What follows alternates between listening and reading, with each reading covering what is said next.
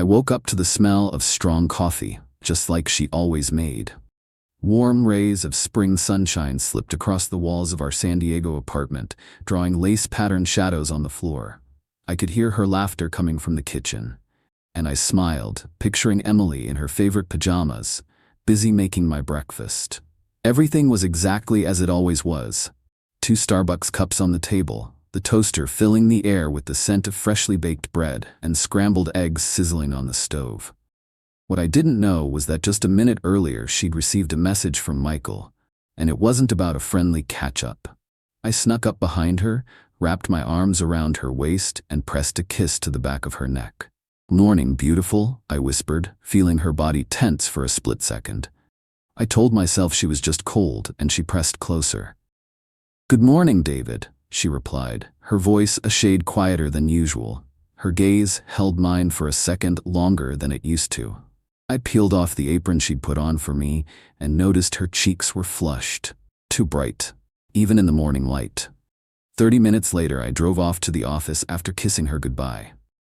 She promised to send me those spreadsheet photos by lunchtime, and we'd agreed to watch the new episode of Stranger Things together that evening. I had no idea that in an instant everything we'd built over years could come crashing down. The moment I sat down in the conference room, my phone buzzed with an incoming text from an unknown number. "You won't believe what I found out." I almost dismissed it, but something made me keep reading. Emily was at the bar last night with Michael. They weren't just talking. My heart tightened. I remembered her words. "He's just a friend." I had believed her. I trusted her, until that text. I struggled to focus on the negotiations. My colleagues' words felt as if they were drifting past me. I nodded along silently when my boss asked my opinion on the next deal. After lunch, I opened my email to find a message from Michael. No, not just an email, an invitation.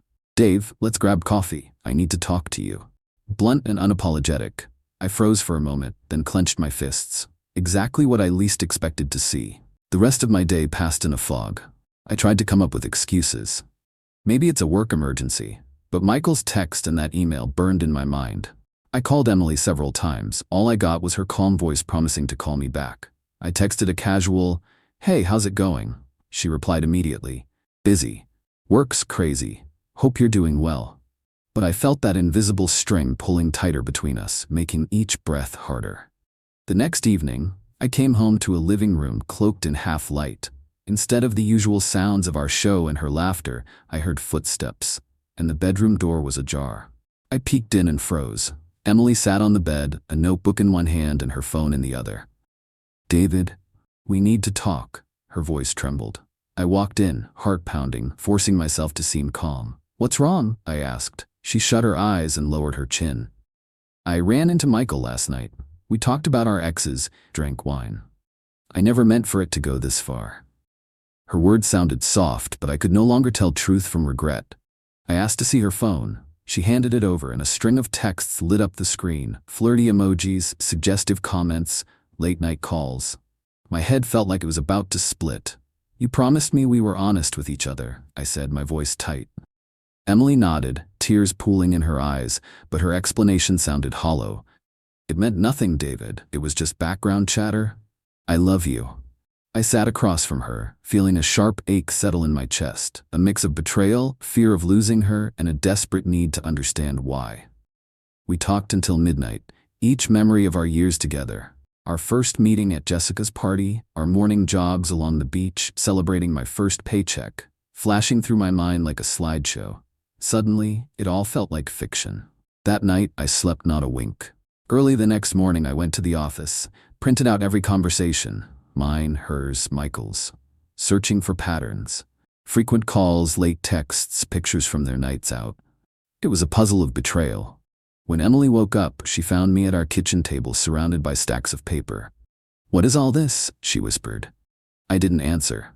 Instead, I laid out the evidence of their in-person meetings. Tears streamed down her face, and I felt a tidal wave of regret wash over us both. Her for the betrayal, me for turning detective. We sat in the silence, each trapped in our own grief. Somewhere, a neighbor turned on the TV, and a commercial jingle buzzed in the background. I stood up abruptly, swept the papers off the table, and said, "I need space." before walking out into the strangely cold evening air. I wandered the empty streets, my eyes burning with tears as questions echoed in my head. Why did she do it? What did I miss?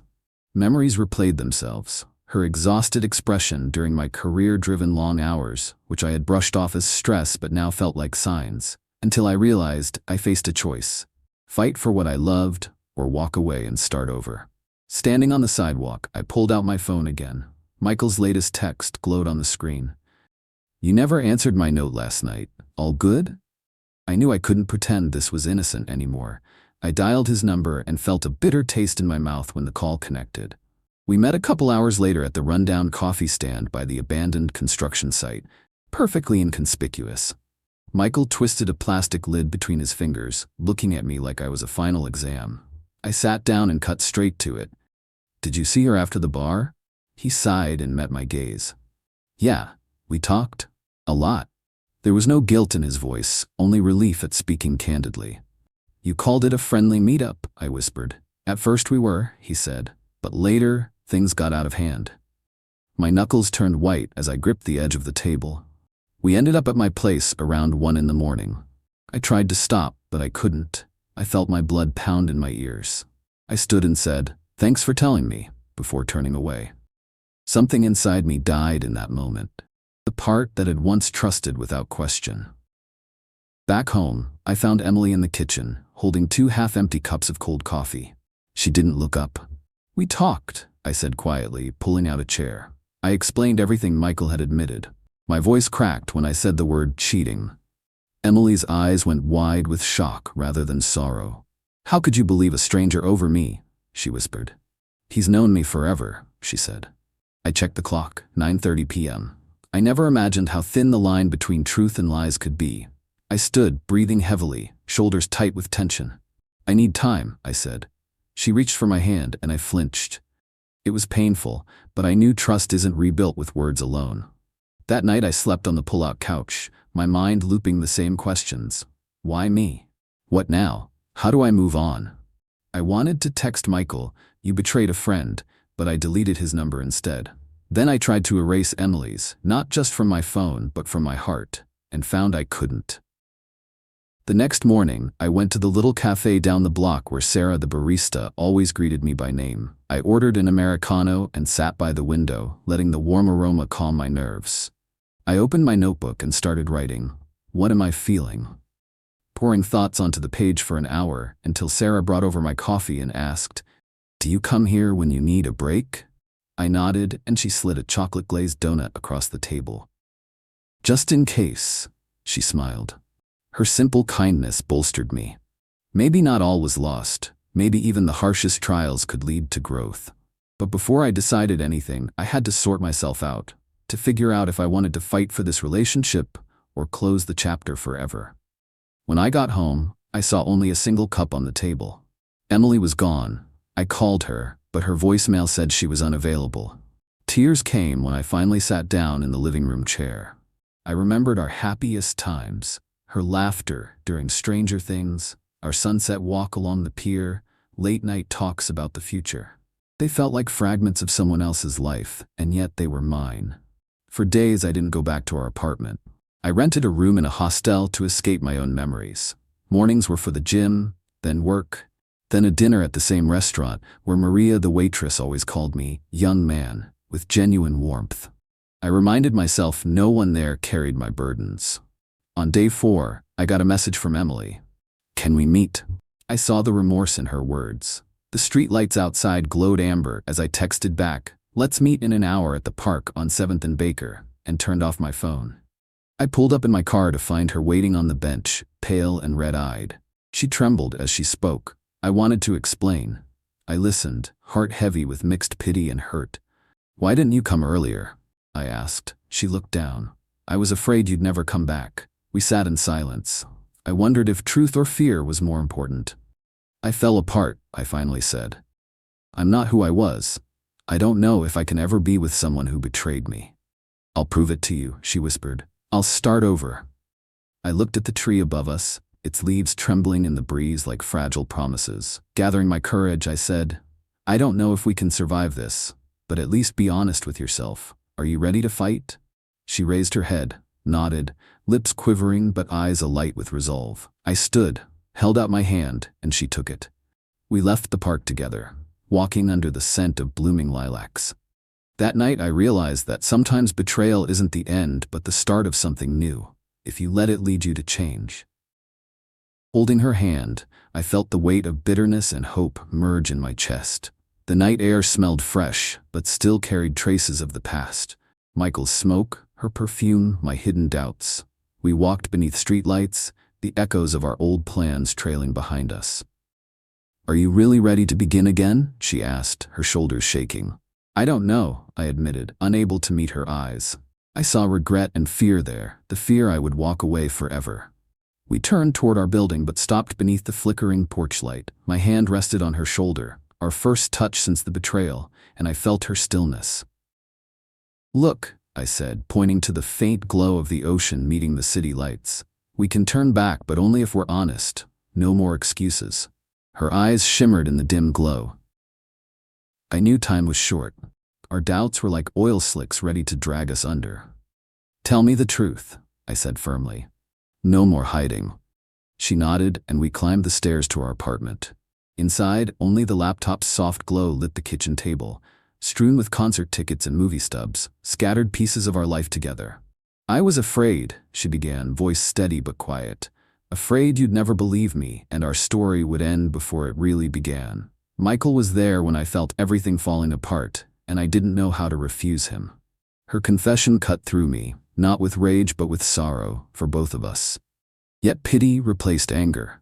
Pity for her, for me, and for the love I once thought invulnerable. When did you realize it wasn't just a casual meeting? I asked.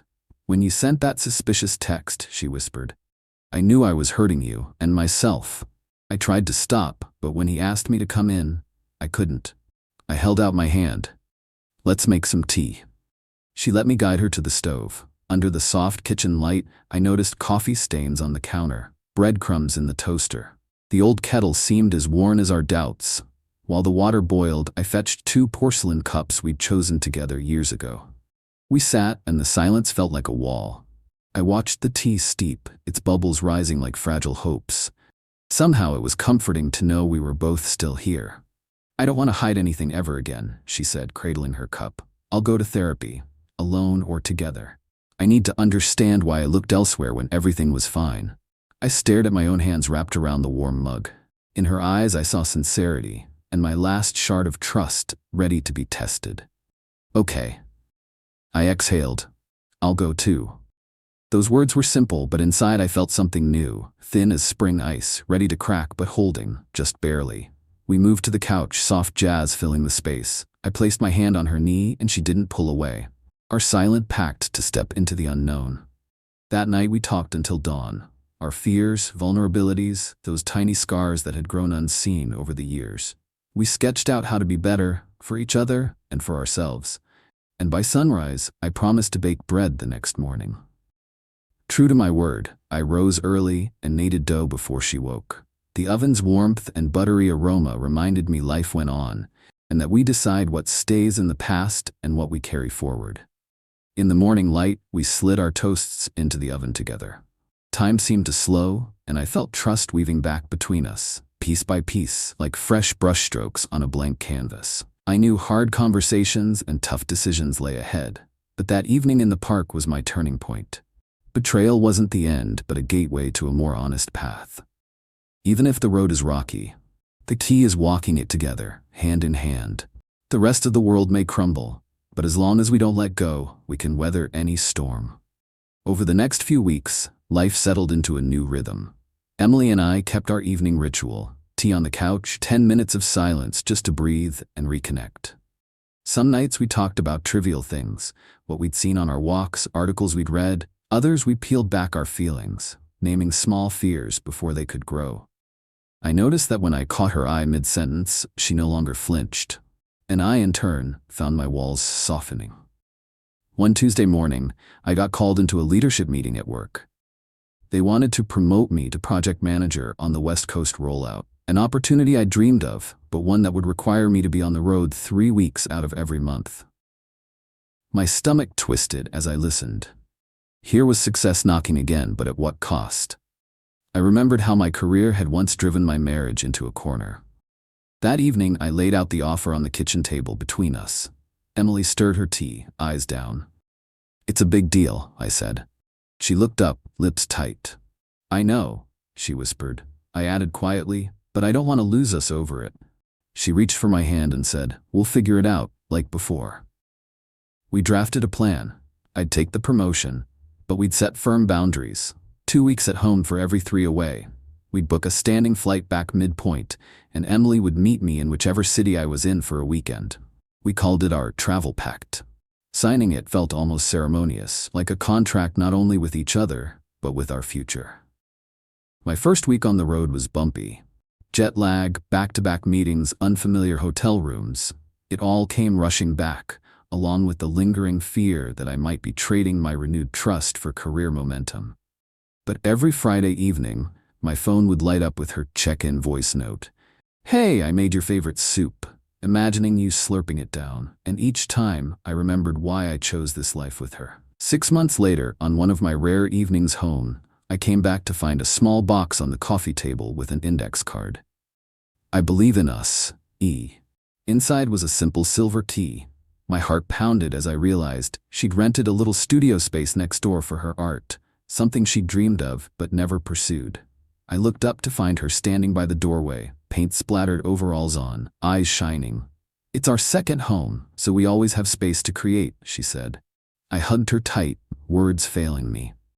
That night, in our new art studio, we talked about how betrayal had cracked us open, but also about how we'd become architects of a stronger bond.